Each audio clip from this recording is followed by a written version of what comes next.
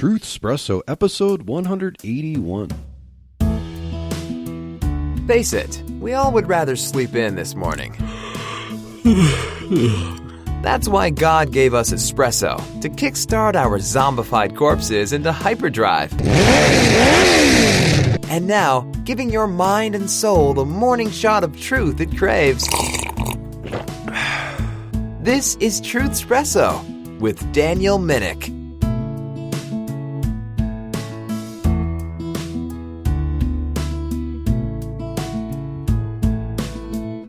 Hey there, friends and foes and lurkers and whatever you are alike. This is your host, Daniel Minnick, along with my sweet, beautiful co-host, Chelsea. Thank you, sweetheart, for doing this with me once again to talk about and continue what we were talking about last week, which was the tragic Uvalde shooting in Texas. And so, you're ready to take on this rather difficult topic in this episode? Yeah, we'll try. Yeah.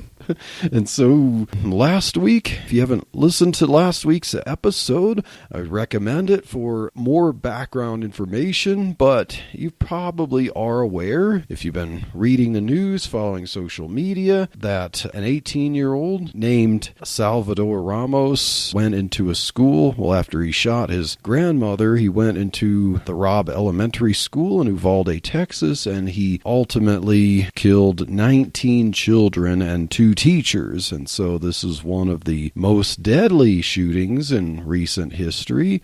Because of that, yes, we mentioned last week that we should think of the parents and friends and family of those who died there and let them mourn before introducing a lot of politics. But people whose lives are influenced a lot by politics don't seem to want to let that happen. Everything is all about politics, you know, never let a crisis go to waste. And so every time people are killed by guns, we see lots of more calls for gun control.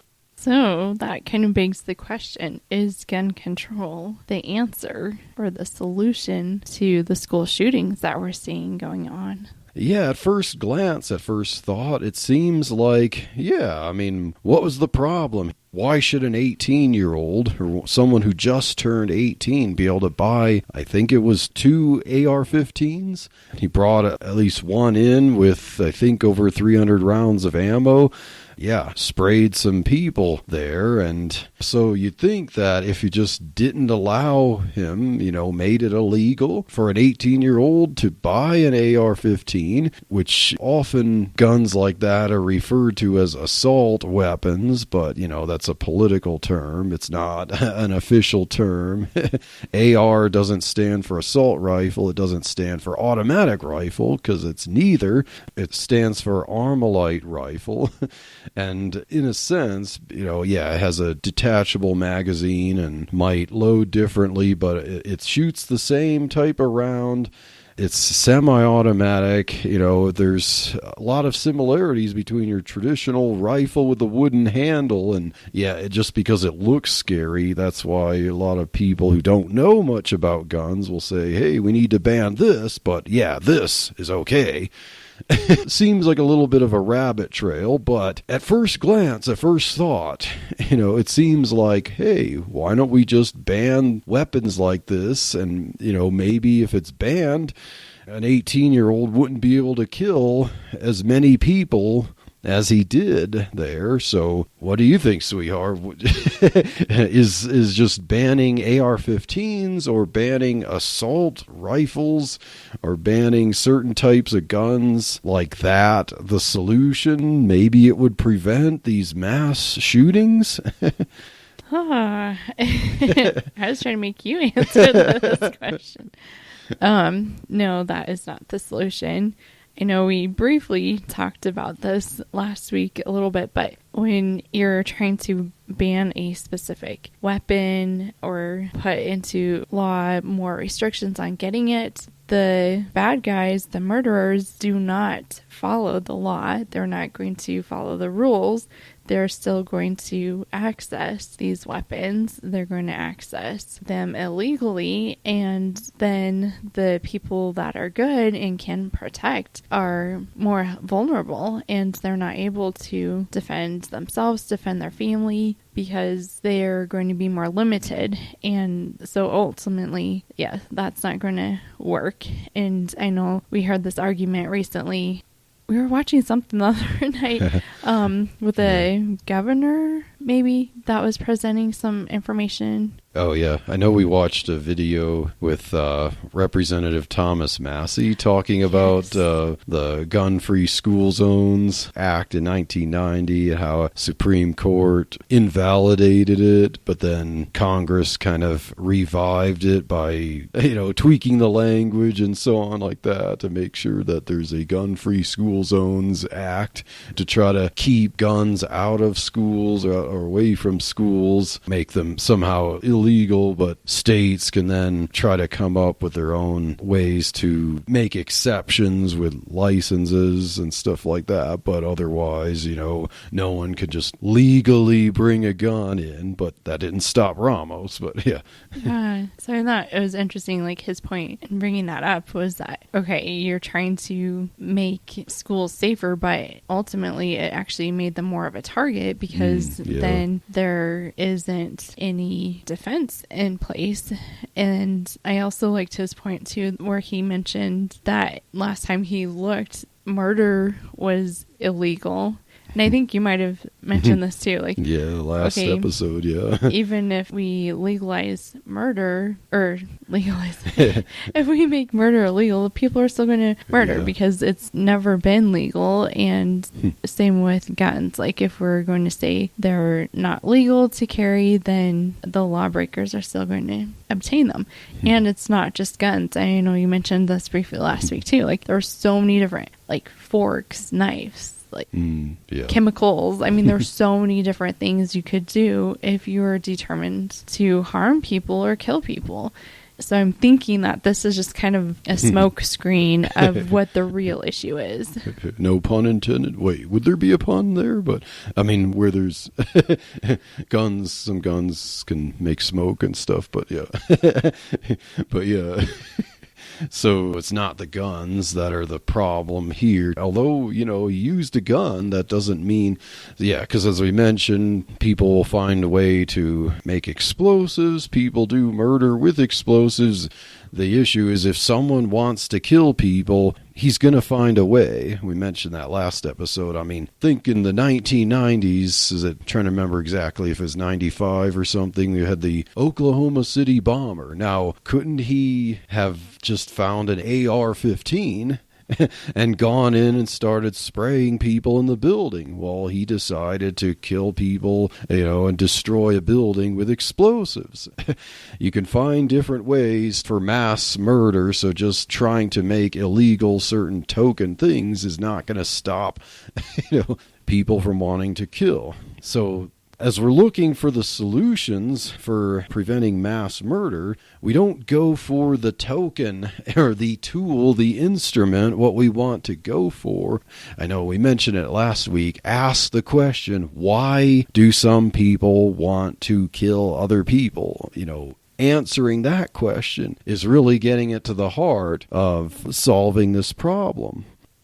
So what are some solutions? There's some solutions, that should work in tandem for preventing some of these mass murders. Now, of course, we're kind of being a little bit armchair here with this, but researching articles and stuff, this isn't us making up stuff, from armchair quarterbacking, but in the case of this particular shooting in Uvalde and plenty of other mass murders, one thing to keep in mind is to pay attention to warning signs and to report them. And as information is coming out, there were actually plenty of warning signs that spanned a pretty decent amount of time that if someone, would have just reported this, Ramos could have gotten some therapy, some mental help, some counseling.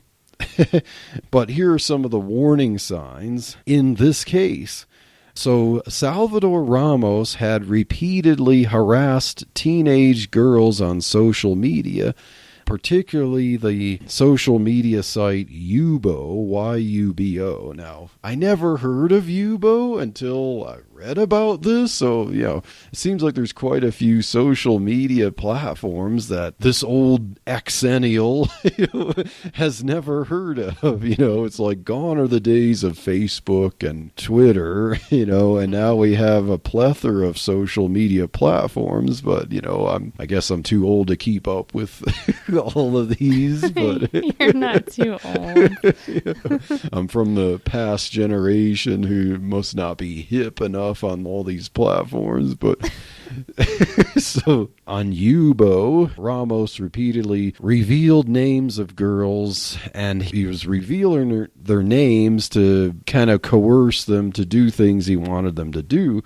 He threatened them, and if they didn't pay attention to them, he basically said something to the effect of, "You don't want to find out what I would do if you don't cooperate." Stuff like that. Like, that's one of the warning signs. And we'll have links to these in the show notes. There's an article from thesun.co.uk that describes this and what things that he said. It has a screenshot of conversations there. Another warning sign is that Ramos made a video of himself holding a bag of dead cats. And so, I know we'll get into this a little bit, but his mom, when asked after this shooting incident, has said that she never knew him to have any violent tendencies. Well, maybe he didn't slap a kid or at school, but this to me sounds like a violent tendency here. Cruelty to animals. I'm not saying animals are equal with humans, but anyone would recognize cruelty to animals is something you do not ignore. And if someone's willing to stone-facedly show that he kills cats for fun, well, that's not someone you think you would be safe around even as a human being. And it's interesting, often when parents are interviewed about their kids that were shooters like this, the parents, I don't want to say 100% of the time, but it seems like it is 100% of the time, they will say, "Oh, my kid would never do that. He was so sweet and quiet, and he was never violent." Like, it just seems like they are not even aware of who their kid is. Yeah, it's interesting. Exactly. Because that is the case with Ramos's mom, Adriana Reyes, who, when asked, she would always describe him as a very reserved, kind of antisocial teenage boy. And that is a warning sign, too, if he's like very much alone or cut off. Like, why is he like that? What are you doing to help him? And as we get into his relationship with his mom, there's going to be reasons, it seems, why he would be like that. And if someone's often reserved, you have to wonder what's going on in his head. What is he doing behind the scenes? And so, that's another warning sign. He needs good relationships. So I have a link if you are interested in seeing about the bag there. But just to back up what I'm saying, not that I really want people to say, "Here, is this interesting?" But first part of the solution is that we need to pay attention to warning signs and report them. Get help. Don't wait till the really bad stuff happens. We need to not just think that someone's strange behavior is just a personality type, Report things, even if they seem minuscule, because the minuscule can turn to majuscule. And I think it's so important as parents that we invest in our children and just take that time to know like how they're doing and what are their struggles or what are their challenges. How can we pray for them this week and how can we encourage them? I think so often we get consumed with everything else and we kind of brush our kids off and we're like, "Oh, sorry you're upset, well let's go do this," or oh, you had a bad day at school. I'm sorry. Okay, now eat your supper and go to bed.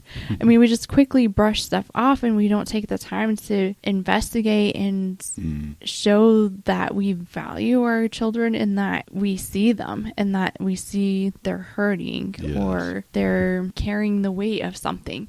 I think that, I don't know, as a parent, I'm just like, oh, if someone just even took the time to see, like, this kid is hurting. He needed help. He needed someone to see him, and it could have been a totally different scenario. Yes, for sure. Yeah. It's like, okay, now as a parent, I'm like, all right, we need to invest in our kids. And like, it's hard to do. And we are far from perfect with doing that with our kids, but I'm like, but it's worth it, worth the effort. Yeah. And just keep praying that God gives us wisdom and insight to know how to reach our kids and how to help them through life. Yeah. We talked about in our series on marriage about communication, the importance of communication between husband and wife, but likewise communication between parents and children.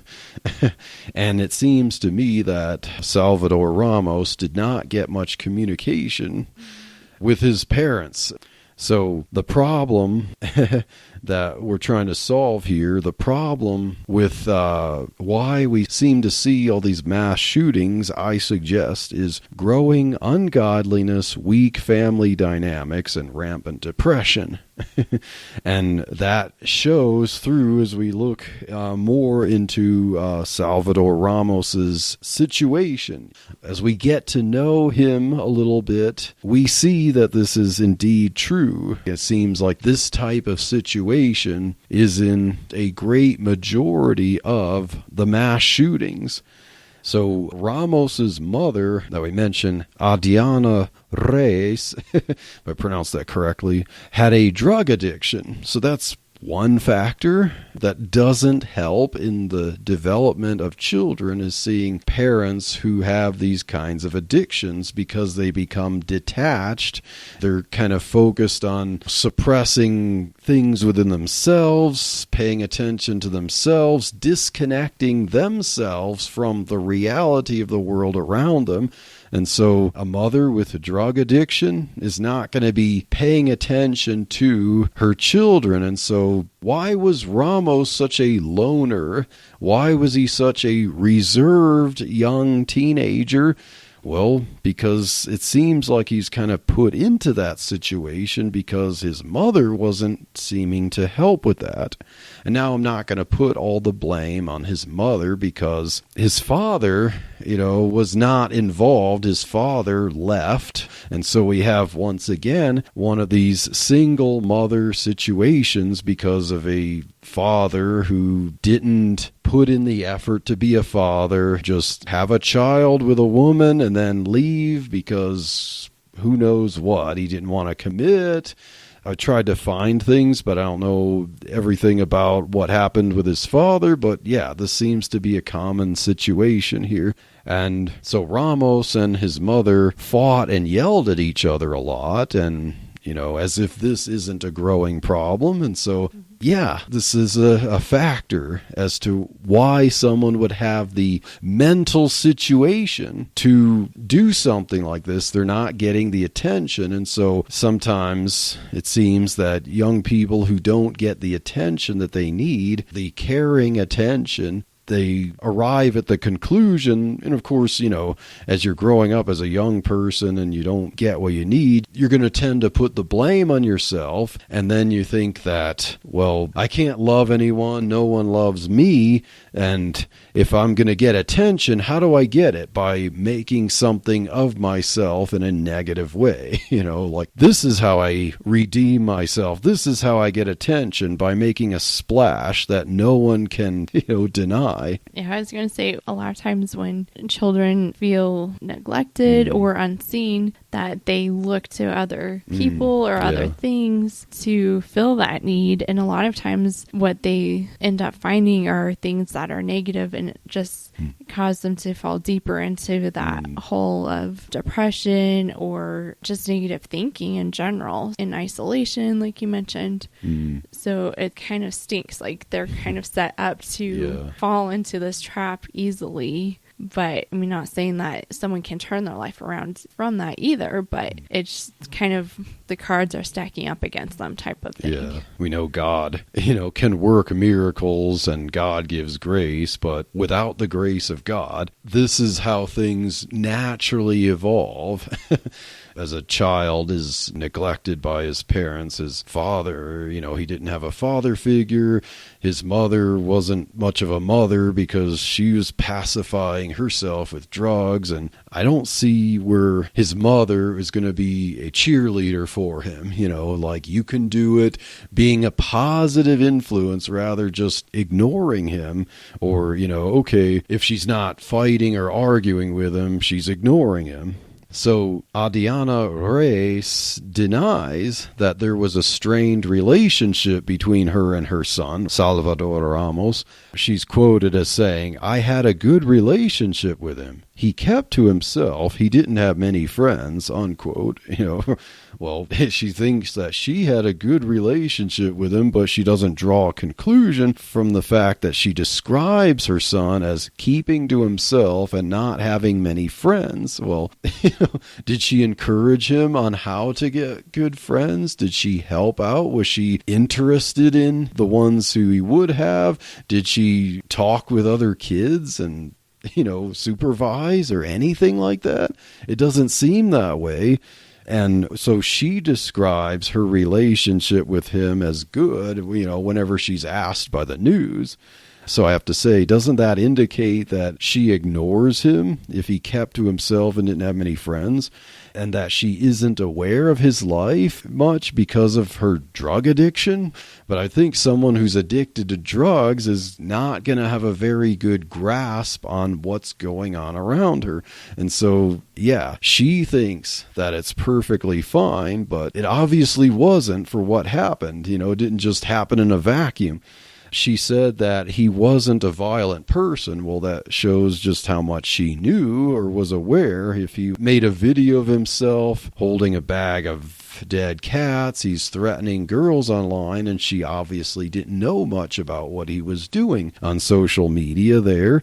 There's also reports of one of his schoolmates, his friends, as they were, I believe they met in a park, and Ramos had cuts on his face, like what seemed to be scratches or scars.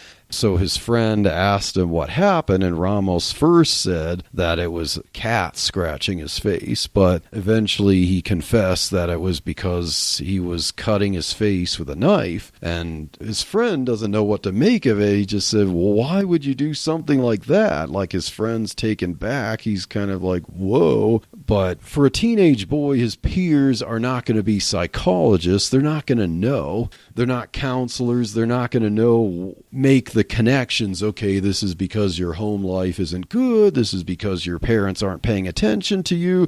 They're just going to wonder, well, why would you do a silly thing like that? And that's another thing that we see, where if a child is not getting what they need from their parents, they're going to look elsewhere, but they're not going to find it elsewhere in any meaningful, mature way. And a peer like that is not going to be able to counsel him in a way that a loving parent should. So I mentioned his mother said they had a good relationship. Her boyfriend, Juan Alvarez, when asked about his observation of Ramos and his mother's relationship, he has always said that what appeared to him was Ramos was weird, and that he had a hard time establishing a relationship with Ramos, but he noticed that Ramos and his mother's relationship was strained and tumultuous. He noticed arguings and fightings, and when Ramos would periodically live with his grandmother after an argument with his mother. So Reyes' boyfriend, Ramos' mother's boyfriend, picked up on the idea that they didn't get along very well. But to his drug-addicted mother, she didn't see anything wrong. He's going to live with his grandmother for a while. Huh? It's just something he wants to do periodically, So they had two completely different ideas of what this relationship was like. So that demonstrates that Ramos did not get a loving mother, and he had an absent father. And so those are important factors into why we end up with these mass shootings. As I said, growing ungodliness, weak family dynamics, and rampant depression are all connected there with the breakdown of the family. And this is one of those instances of that. Ding dong! Jehovah's Witnesses. Ding dong! Mormons. Christian, are you ready to defend the faith when false religions ring your doorbell? Do you know what your Muslim and Jewish friends believe? You will if you get Andrew Rappaport's book, What Do They Believe? When we witness to people, we need to present the truth, but it is very wise to know what they believe, and you will get Andrew Rappaport's book at whatdotheybelieve.com. So to think that the availability of guns is the problem, I would say is to be out of touch with reality. The reason Salvador Ramos decided to kill others and himself is because he had a low view of life. That's really the root of the problem. And then that begs the question is, well, why did he have a low view of life? Well, I would say, as we observe the information coming out about his family dynamics, it was because his parents have a low view of life, and they had a low view of his life in particular. Why do I say that? Because his mother was disconnected from him. She thought it was perfectly okay that he seemed to be a loner and didn't have many friends. His father had a low view of his life to be involved and to be a father to him. Ramos, as I mentioned, lived in a fatherless home. He periodically lived with his grandmother after he had a fight with his mother, and, his grandmother was critical of him also. His mother and his grandmother would be critical of his lower grades, or that he failed some of his graduation tests, but were they encouraging him, trying to help him, say, you can do it here. You need some help? Let me see if I can help you. Let's do this together. I don't see that in his life here. I looked up from a statistic from fathers.com. Children of fatherless homes are 4 times more likely to live in poverty. 4 times. And likewise, they're at least twice as likely to commit crimes. There's statistics on the likelihood of children who don't have a strong, loving 2-parent household. Mother and father. Yes, mother and father. That's what I mean by that. 2-parent as in mother and father. From this podcast, from Truthspresso, when we talk about parents, we mean mother, a female parent, and father, a male parent. We know how to describe a woman. yeah, because we saw the trailer for What is a Woman by Matt Walsh, his new documentary out there. It's pretty crazy there. But what we mean, we mean a female mother and a male father. So if children are not finding a good example of masculinity in an involved father, they're going to look elsewhere, and they will find immature masculinity in peers and gangs or coworkers, things like that. But there's no replacement for the mature masculinity that you would, or rather should, find in an involved father, which Ramos didn't have. His father did not have the masculinity that Ramos needed. And boys need fathers, and if they're not going to have, a father figure, they're going to have that insecurity. Because it's difficult for boys to feel secure if all they have is a mother. And now I want to give praise where praise is due. If there is, in the situations where you have a single mother who, it wasn't her fault, the father left and she's trying to do the right thing, say she's a committed Christian and she knows what a child needs and she's going to try to be the example. I want to say, more power to her, praise upon her. So I'm going to interject something. So there have been quite a few situations that I know of where a father passed away. Yeah. And, the mom's suddenly having to raise her 4 boys. And there are so many resources out there that are very helpful that I think it's probably hard to think, oh, I need to find a godly father figure for my son during that time. But I think that it is something so important that when you're in a good spot, that these are things that you should kind of think through. Like, okay, we know it's important for boys to have that father figure. So if something does happen and you are lacking that father figure in their life, looking at, I know before, a long time ago when it was better run, Boy Scouts was a great option. But now they're kind of sketchy. But just thinking of like, okay, there's good fathers in the church sometimes, and you can just reach out to them. Like, there's a bunch of different ways that you can think through of how to have that influence come beside you there too. And so you don't have to try and do it all alone. There are options as well. And it's harder to do that, of course.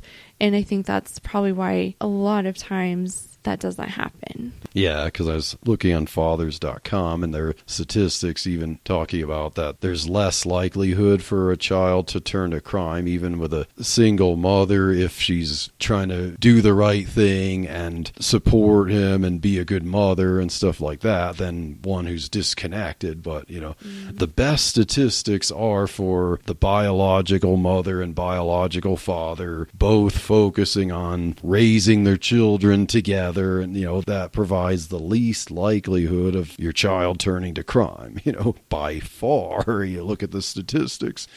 But yeah, as I said, especially boys, if they're not finding the masculinity that they need from an involved father, they turn to peers. Very often they will turn to gangs because they see what they're missing, say, from their mother. They don't have the masculinity there. They have to have it.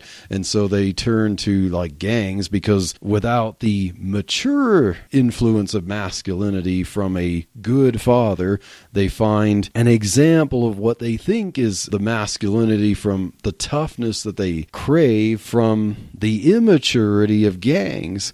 And so that's often why in inner cities and so on, you'd see a lot of members of gangs, teenagers and college-age kids in gangs. They don't have a father figure. Without the father, there is a much higher likelihood of boys especially turning to crime. When we look at Ramos's fatherless home, his mother's drug addiction, and her ignorance of his needs, we can see that he wasn't valued and didn't get the nurturing attention that he needed. So naturally, he tried to get what he lacked from his school peers, but his peers were likely to see his quirks and make fun of them, as that's what happened too. His mother was aware that he seemed to be bullied by kids in school, and we say that that's wrong. But sometimes as kids are growing up, when they see quirks, it can be somewhat natural for kids. We need parents to explain to them, you don't do this. But when kids are looking for what they're lacking from their parents, and they look for them in their peers, and their peers see a quirk like Ramos kind of was made fun of as like he lacked masculinity because he would speak, he had a little bit of a speech impediment, or he would slur his words some, and so they would make fun of him. And yeah, that's absolutely wrong, but that's a problem with when kids, might have a natural tendency that needs parents to tell them, you don't do that. But that's still something that kids are just naturally likely to do with other kids, and they need to be trained not to do that. But that's one of the problems there. If you're looking for what you need from a peer, you're likely to get this kind of thing from your peers. And so, kind of shut off from parents, shut off from peers, made fun of from peers, and they don't understand why he has these quirks. And so, yeah, you end up with them making fun of him, and that's, kind of like a 1-2 punch there. So when Ramos had a poor upbringing without a strong family bond, with mother and father, he didn't have that, and they didn't invest their time and care into him. He became a loner, and he had to seek what he needed elsewhere. Social media, yeah, that's not a good place to get what you need as a child. And peers, you need friends, but his mother said he didn't have many friends, but he's looking for it from peers, and they're going to make fun of him. There's just no good replacement for what a child needs than from loving parents. And unfortunately, Ramos didn't have that. And I'd say that a lot of what contributes to the breakdown of the family dynamic is hookup culture. And, we see a lot of this. You have uncommitted fathers, you have single mothers, you have welfare mothers, you have men jumping from woman to woman, and single mothers dating around. And still, why do we have hookup culture today? Of course, I would like to put the blame on government programs. That's a topic for another episode of Truth Espresso, is how government welfare programs contribute to the breakdown of the family dynamic, which, we should do some episodes on that sometime. But yeah, this is getting to the heart of the problem of Ramos's situation as to why he would see the need to shoot people, to kill people, whether he was able to buy guns. As we mentioned earlier, that's a surface level question. What we're doing here is to ask the question, why would he want to kill people? And we see a lot of the stuff coming out that it comes to family problems. The breakdown of families, and his family is an example of that. And so, sweetheart, you have some more stuff you want to mention a little bit as to why there's problems with families, especially whether someone even has one parent or two parents. Parents need to invest in their children. And yeah, when parents don't invest in their children, you can have problems. Yeah, so I think that one of my favorite verses that is challenging as a parent, but also kind of encouraging as well, comes from Deuteronomy 6, verse 7. It says, "And thou shalt teach them diligently unto thy children," talking about God's commandments, "and shalt talk of them when thou sittest in thine house, and when thou walkest by the way, and when thou liest down, and when thou risest up." I just think that this is so important as parents. Like, we're constantly teaching and interacting with our children about what's right and what's wrong. Yeah. And God just tells parents that is our job as parents, to teach these to our children. And it's not just 1 hour every day. It's when you wake up, when you're walking, when you're going to sleep. It's an all-day thing. And then it's kind of like, okay, so what do we teach our children?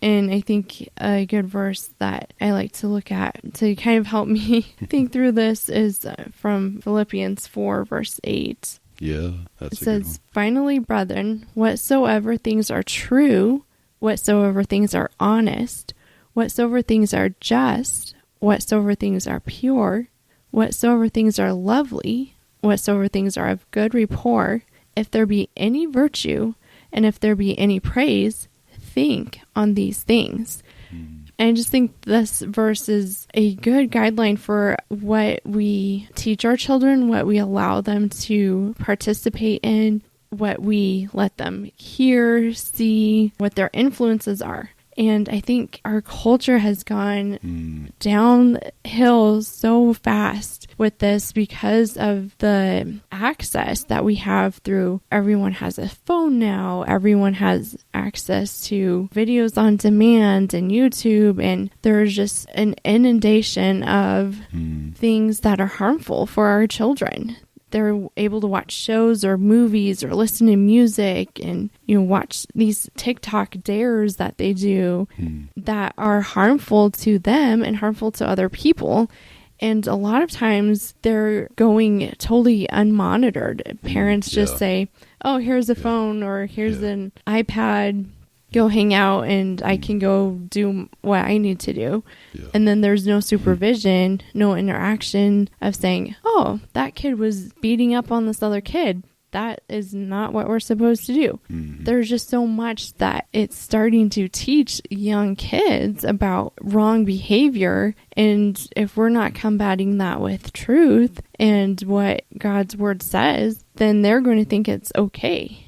And I was just thinking about this a lot because I think video games is one of those things that comes up often in the mass shooting scenarios, especially with these younger kids. And I know there was a headline I saw on our Alexa Echo thing, and it said, like, why are there younger and younger mass shooters now? Yeah. And I'm like, okay. I think a lot of it has to do with the video games that are out there, especially the first-person shooting games. And I was looking up some medical studies that they've done on this and how those actually affect your brain. And it's so interesting, kind of scary, but also just really good information. So in 2017, a Montreal researcher looked at how a first-person shooter game affected kids' brains. In, I believe this study, they were ages 18 to 30. So they weren't super young, but it showed that there was a lot of gray matter loss in the brain.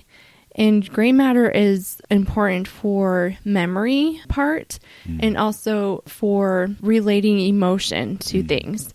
And so when you're losing that, it was actually, the gray matter was atrophying. So it means it was actually dying off. And this leads to early onset of PTSD, depression, and then when they're older, it could actually predispose them to Alzheimer's. And so this is like physically altering your brain just from a certain type of video game. Another study, this one was a little bit older, in 2002, and it was showing that the first-person shooting games will actually stimulate a part of your brain that is basically responsive. So instead of having your brain like thinking in reality and kind of responding to, okay, this is something that's going on, I need to respond, it starts to shut down the emotion that's attached to that. And it's usually negative emotion. And so they're showing that a lot of times this kind of makes it seem like killing doesn't have any emotion to it. So it's almost like, okay, they can go and shoot up a bunch of kids at a school. There's no emotion to that. And because they're almost living out these video games, which is scary. And these video games are starting to get more and more violent, more and more graphic, and for younger ages as well. And some of the video games, they look cute. They look fun or maybe a little bit educational. And then you start looking into it more, and there's more graphic stuff that comes in later. So I think that we just have to be so vigilant with some of these things and just aware of what our kids are being influenced by, because our kids are our responsibility, and that's what God commands us to do as parents. And there are our precious children that He has blessed us with, and we need to not take that for granted. And I know, like, sometimes it can be overwhelming. Sometimes it can feel like I'm not doing good as a parent, or this is too much, or I'm all by myself. But let's not get stuck there. If that's where you're at, like, reach out for help, because our children need us. And if we need that help, then there's no shame in getting help. Like, we need to be able to help our children and raise them to understand that there is right and wrong, that they are cared for and they are loved and they are God's precious children too. Exactly, sweetheart. Very good thoughts there. So it's like, there's the challenge for parents. Like, do we want to parent our children, or do we want disconnected video games to parent our children? You know, should we parent them, or should YouTube parent them, unmonitored YouTube? Or, you know, should we parent them, or should social media and interacting with, you know, unknown people and chats and stuff parent them? You know, so, you know, parents, you know, be involved, know what they're doing, monitoring, asking questions, getting answers, converse with your children, know what they need as a child, as a growing child, know their strengths and weaknesses, encourage them. Let's not disconnect from our children and let the great unknown of the vast internet and violent video games and, all those things like that be the parents of our children. So I should add right quick that I'm not anti-gaming. Oh, yeah. There is actually the other part of the study that I mentioned earlier, the 2017 one. They compared different types of games. So some of the 3D, it had a picture of Mario Odyssey. So I'm not sure if that was one of the games. It just said Mario Nintendo 64. Oh, okay. So this is probably from an older study, but Nintendo's... Well, 2017. 2017. Oh, okay. Well, examples of games like, say, more harmless game like Mario 64 or Mario Odyssey or something like that. Well, they said they call it a platform game. Okay. Yeah. Where you had to kind of puzzle solve and think through it, that those kids' brains actually showed increased activation in their critical thinking. So I thought that was kind of interesting too. So not saying that all video games are bad. Of course, we need to have limitations on them. Just from the frequent pictures and stuff that can affect your brain as well. But it is interesting that there are different types of video games that can actually help your brain too. So. Yeah, and when I take our boys to piano class, and one's doing piano, it might be with the other one doing a word search game on my phone, and that'll help develop searching for recognizing patterns and letters and finding words, and we're learning words too and stuff like that. So that's parent bonding too. But so even with video games, I played this morning I played some video games with my boys too, and in a parental bonding way. Yes, and also the masculine, because that's part of the masculinity too that they need. You guys get quite competitive in some of those, and us girls are running away. We're like, too much testosterone in here. I also try to be a father figure with our daughters too, and I'll play dolls with them and tea parties. Talked about that before. I'll add a strange, masculine sense of humor to it too. But but they, that doesn't. They still need that. It helps with too with their development there. But Aw, you're an awesome dad. Oh, thank you, sweetheart. Kiddos they are so cute and love you so much. You're an awesome mom.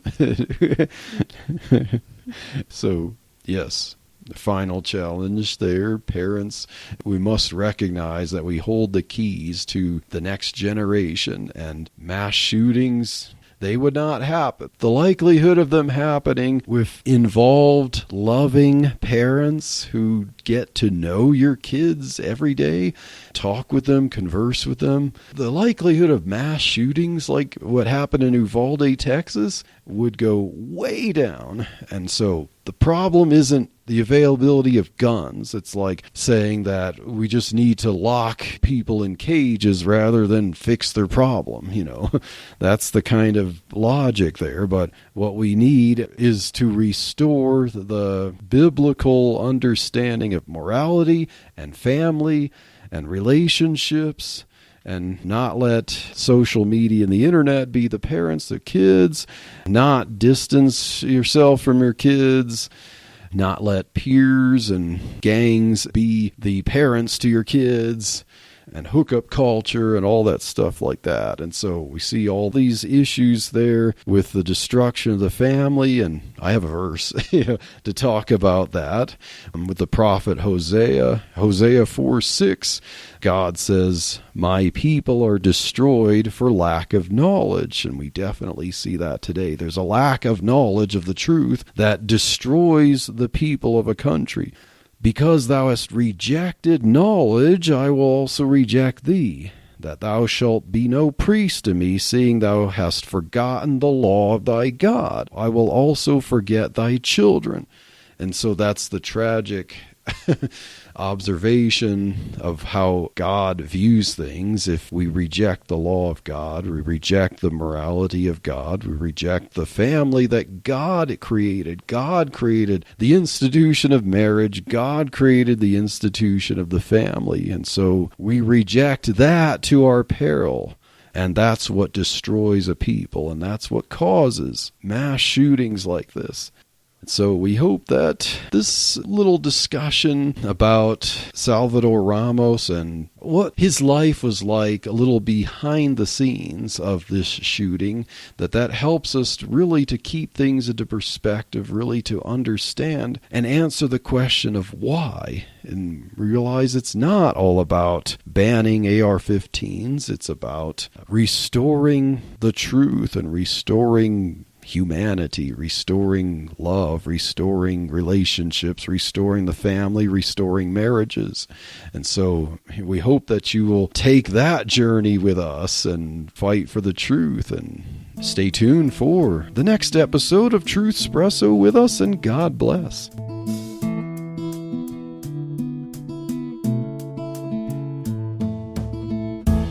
Thank you for waking up with Truth Espresso. Good morning, and God bless your day. Hey friends, Daniel Minnick here again. If you liked waking up to this episode of Truth Espresso, I would really appreciate it if you would rate it on Apple Podcasts, Stitcher, or whatever application you use to listen to Truth Espresso.